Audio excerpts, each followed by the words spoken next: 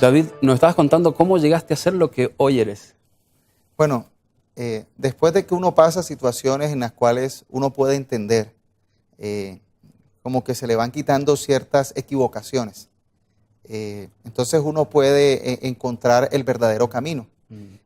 Hay una película que a mí me llama mucho la atención y es de esa película de Tom Hanks, que es El que corre. El náufrago, Ok. que iba en un avión de DHL y cayó en una isla, y él en esta isla estaba solo y encontró un balón marca Wilson, y él empezó a llamar Wilson, su amigo, le puso una carita y le hablaba a Wilson.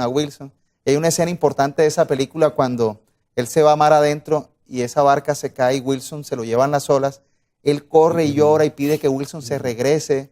Da risa porque en verdad ver cómo una persona genera de algo inanimado, generaba a él como si fuera su amigo, su compañero. Realmente nosotros a veces somos así. Uno a veces tiene sus Wilson. Uno a veces le da importancia a un balón o a ciertas cosas inmateriales o materiales, le da una importancia que no son.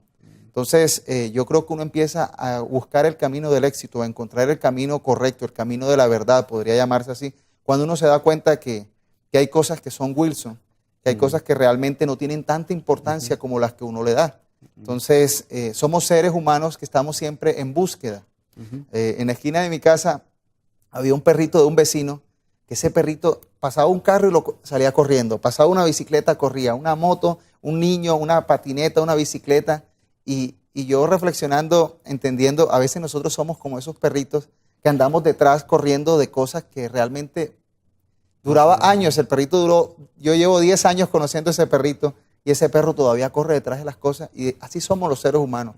A veces corremos detrás de cosas sin sentidos y cuando las tenemos nos sentimos frustrados, porque como te decía, hay un vacío. Tenemos que entender que el ser humano es, otra vez, mente, alma, es la parte física, la parte mental y la parte espiritual. ¿Y cómo fue que empezaste a llenar ese vacío? Bueno, ese vacío empecé a llenarlo cuando, pues, yo creo que es la misma providencia de Dios, la misma dirección de Dios que lo ayuda a uno. Creo que todos dentro de nosotros tenemos esa voz de Dios que nos habla, sino que a veces algunos no la escuchamos, algunos le llaman conciencia, otros le llaman la dirección del Espíritu Santo. Entonces, o pueden ser las dos. Lo importante es que hay una vocecita que está dentro de los seres humanos que muchas veces les dice qué camino coger.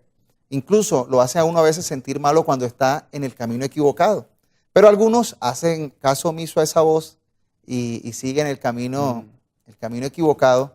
Yo creo que en este caso, por las situaciones que viví, creo que he logrado el propósito cuando escucho esa vocecita de Dios, cuando logro entender el camino y empiezo a caminar, empiezo Dios quiere, creo que uno tenga una vida buena, fructífera. Dios no nos hizo con un propósito de dañarnos.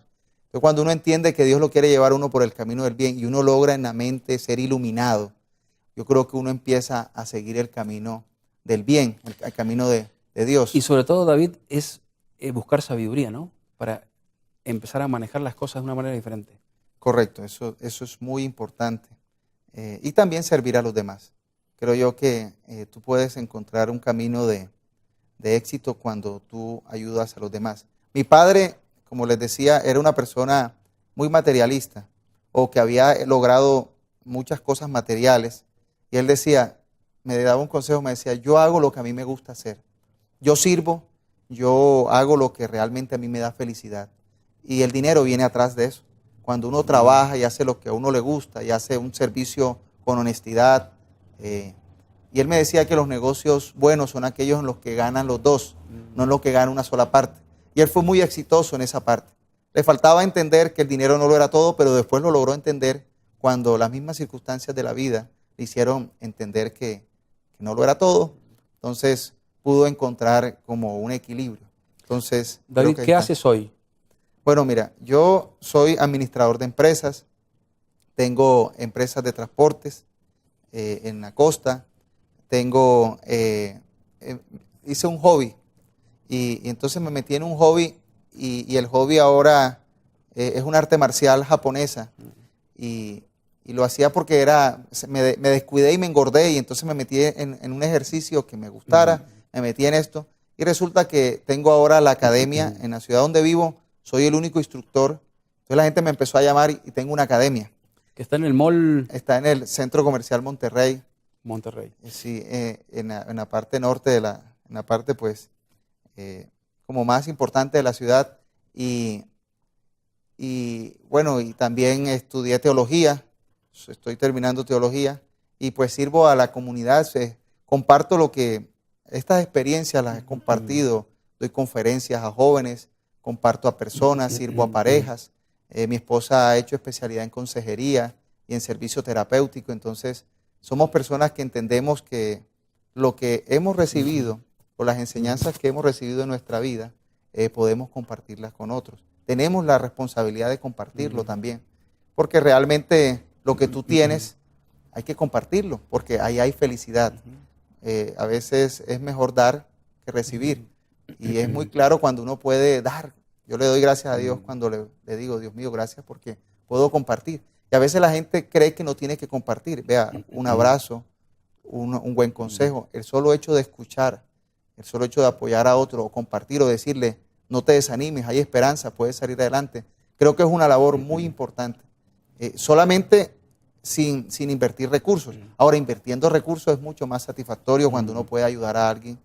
Es algo que te llena de alegría y felicidad. Y eso es algo que como hay una propaganda que dice, hay cosas que el dinero no puede comprar. Y esas son cosas que el dinero no puede comprar. La felicidad de poder servir a otros y de dar a otros, hay cosas que el dinero no puede comprar. David, cuando volvamos al corte, nos vamos a hablar un poco de tu futuro. Ahora volvemos.